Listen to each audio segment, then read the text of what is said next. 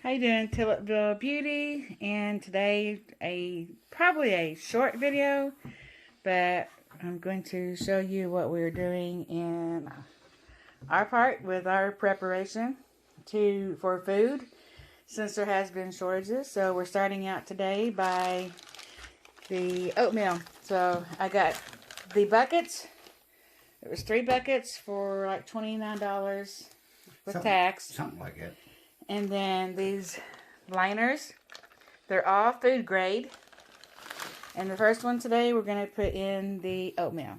So we'll be right back. One thing I do want to note, to make sure when you're handling the food that your hands are clean and dry. You don't want to contaminate your food that you're going to be eating months down the road.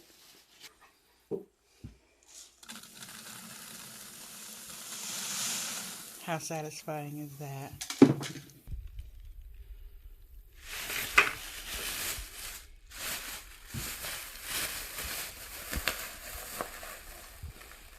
Make sure you get all the air out.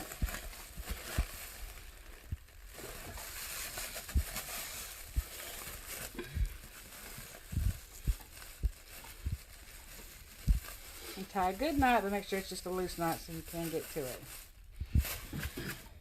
And then add the top.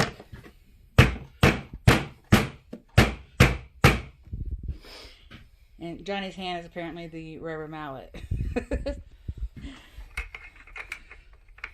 Thanks, guys. Oh, and in this one, I have a little bit of everything. It has rice, beans, some other lentils, some powdered milk.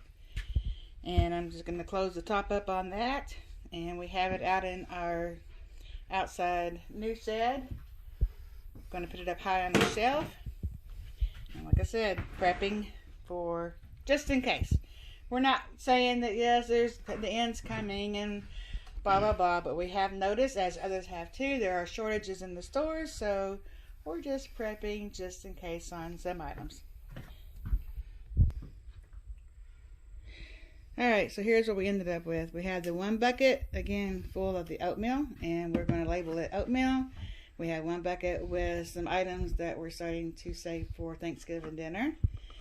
For our son's coming up from Alabama, and we're going to feed him in the middle of November.